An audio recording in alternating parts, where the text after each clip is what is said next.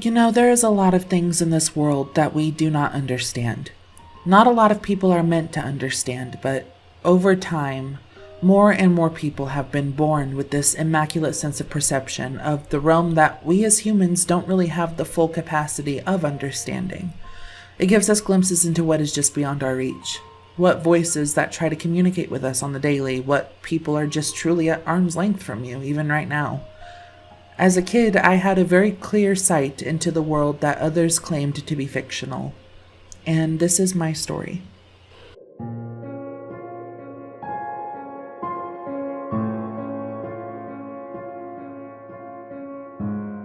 My name is Dakota, but if you know me from TikTok, you know me as Midnight Belladonna. I've been pretty transparent in the past about some of my experiences, but I realized that in those moments, I never really gave the story leading up to those experiences happening. So in this video, I am going to outline the full story of those events, what might have triggered them, what exactly happened, and what I did afterward. I've always had spirits and entities of some sort around me, both with good intent and bad intent. In fact, fairly recently, I just did some research on my current house and discovered who existed in my space, which explained a lot of the things that I currently experience on a semi-daily basis. So, I have done a thing that one of my friends really seriously warned me not to do. I did research on the house that I currently live in, and I don't know if I like what I found, but, So the previous owner of this house, his name was Charles. This man in question passed away February 5th, 2020. A lot of you might be sitting here questioning me and my dumbass decisions right now. Why is that significant? First off, that was my 20th birthday. I moved into a man's house. The man in question died on my birthday. Something just feels off right now. I've had multiple people tell me that I'm a magnet of some sort, not necessarily a medium in a sense that I can directly channel constant, clear messages from spirits. I was called a seeress once, but that's a heavy title that I no longer believe that I have either. I just attract. Things are drawn to me. They exist in my space because my presence is either a source of comfort for them or an easy target because of how little I once knew about protections and actually protecting myself from these beings. This especially goes for entities that have been with me for a long time, like since I was a kid. There is actually some proof of my energy and my vessel acting as a magnet to these beings. I used to have a public video on YouTube of me doing trance work. I lit my candles, I went into a meditative state, and I just began picking up on energies and trying to see what I could picture in my mind, what messages I could channel through the use of imagery.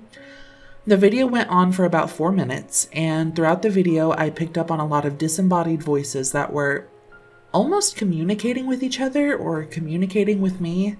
And one of those voices said, "Eyes out the window," which was funny because I was facing my window. Something was looking in and making eye contact with me that I could not see. My normally quietish room in that moment was a busy train station, and to this day that just amazes me.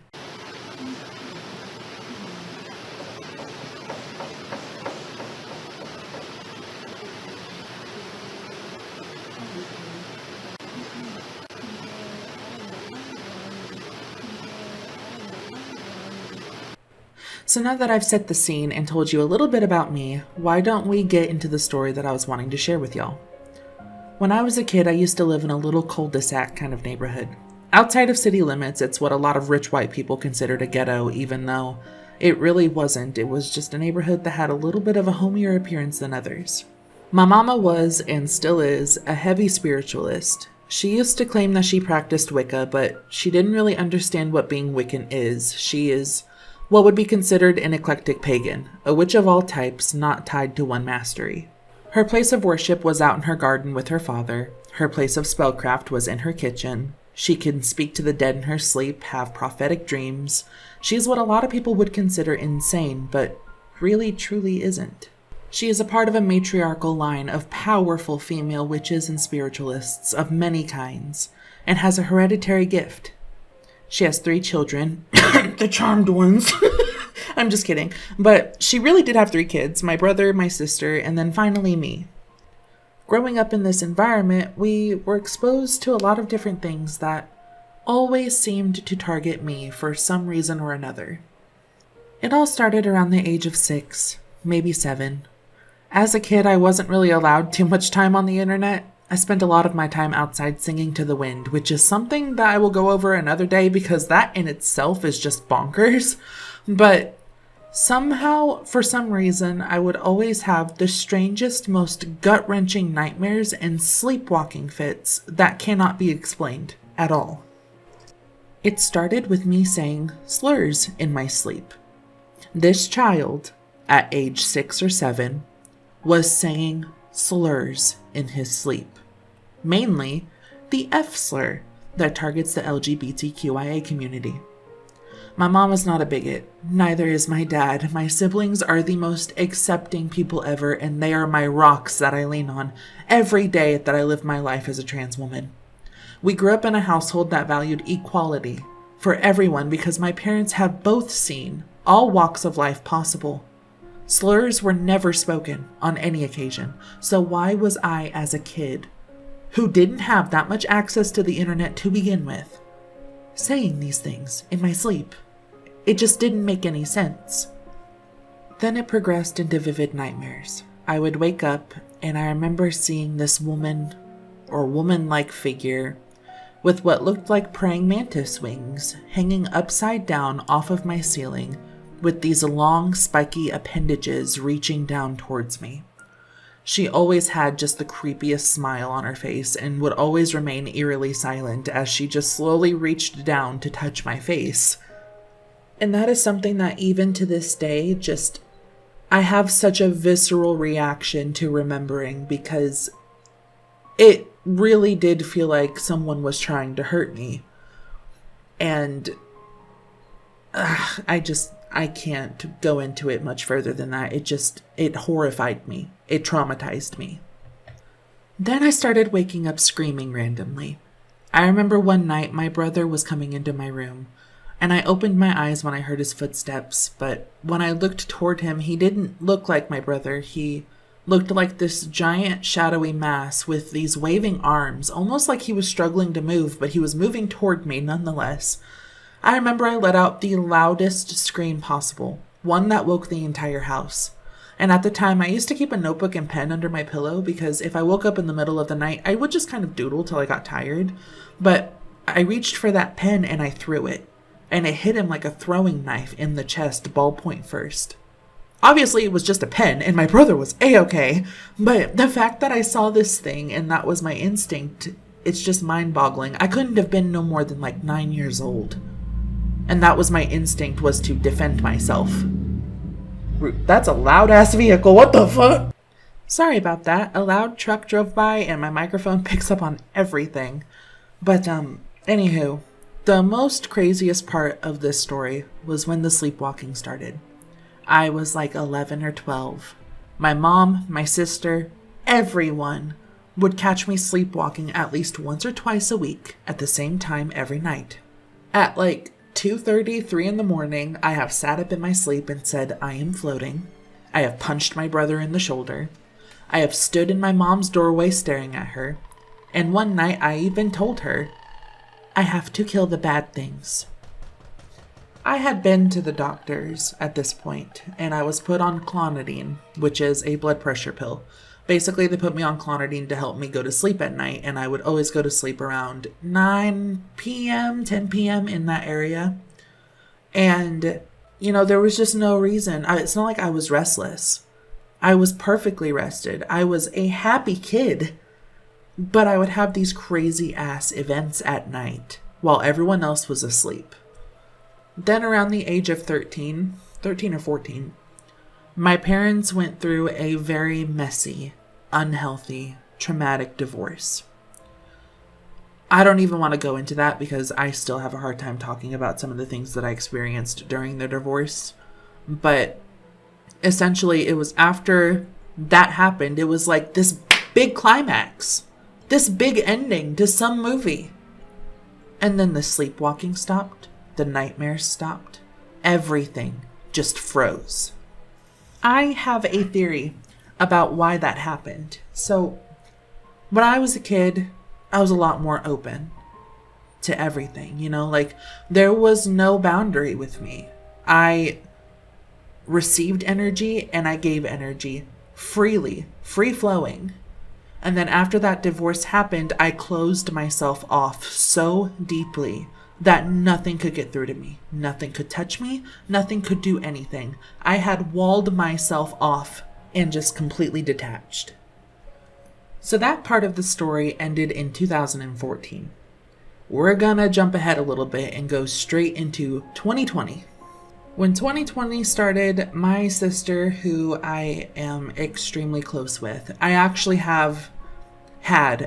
because I've grown a little bit and I've healed a lot of what I've gone through. But I had a very serious codependency with my sister.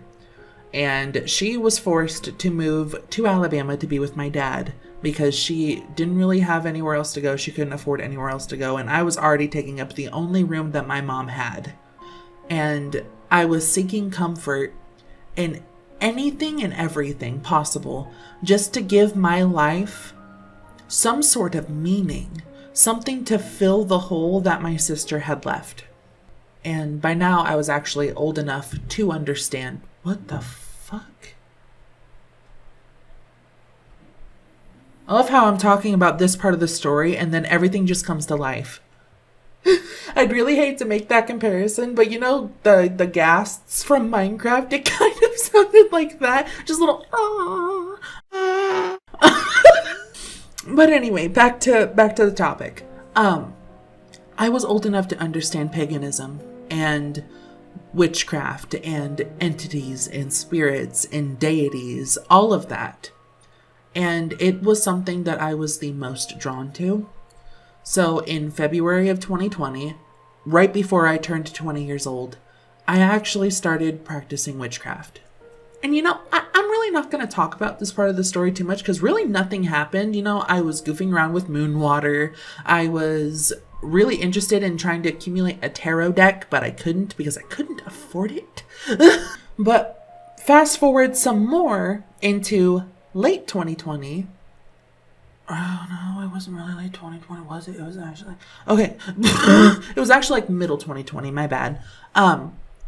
I was living with my sister again because, surprise, she moved back up from Alabama. But my spirituality at that point did not leave me. I was too invested in this. I had practiced too much. I was investing too much time and energy into learning this, only for me and my ADHD to just be like, oh, well, goodbye. The void has been filled. Thank you. That wasn't going to happen. The door's been open, baby. It's not going to close. So, as I'm living with my sister, I feel the most complete that I've ever felt in my life. I was so overjoyed to have my sister back in my life, and she wasn't even really gone that long. Like a month, a few months, something like that. But, my energy was raised so much that I actually started to have out-of-body experiences. So, on TikTok, I used to cover a lot of my quote-unquote astral projection stories. And, over time, I've come to realize that a lot of those experiences weren't even really astral projection. I believed that they were lucid dreams that I was experiencing. I believed that I was connecting to someone else's mind in a lot of those dreams. But as for out-of-body astral projection, I firmly believe that I wasn't actually projecting at that time. But there was one experience that I had where I did astral project. Essentially, I remember opening my eyes and I sat up and I was just going to go to the bathroom or something, and when I stood up out of my bed, I noticed that I really didn't have any weight. Like, my body felt like it was moving freely, unrestrained from gravity, the amount of gravity that would be on a 260-pound woman. But I woke up, stood up, felt the shift, and I turned around and I saw myself asleep with my dog laying next to me like nothing had ever changed. And at first, I thought it was really cool. I was like, oh, this is different. This is new. This is exciting. Kind of mint, not gonna lie. But then it was like the blink of an eye. And I was no longer in my room. I was in the backyard of my childhood home. One of the things that really stood out to me was I noticed that the back door was open. And keep in mind, this house, by this point, was vacant. It had been bought out by someone. They were going to renovate it. They hadn't started yet. The back door was wide open, which is not something that should be, you know what I mean? Like, it should not be open. So I remember feeling drawn to the house because, it's my childhood home. I have a lot of memories there, both good and bad, but good, good memories. And so I remember I walked up my back porch and walked into my kitchen. And I remember just hearing, I can't really what's a good thing that I can use to describe this? Hang on. I am holding a giant squishy gummy bear that my mom gave me last week. So this is kind of like what I heard. It was like just a lot of bubbling, just a lot of squirming, mushy, ucky sounding shit, right? And that was really off-putting to me. But at the same time, the reason why the house was made vacant and we left it was because we couldn't afford any of the pipe work. And a lot of the pipes were fucking busted. So I just kind of deduced it as, oh, it's probably just water that sat in the pipes that are slowly leaking. We're well past the winter season. There's probably even more cracks than there were. So I just kind of continued my way through the house like nothing was really bothering me. I was just looking at the walls. I was remembering a lot of the different things that happened within those walls. I remember looking at my sister's bedroom, at the living room where my dad's desk sat. And then in another blink of an eye, it's like this aura kind of took over the house.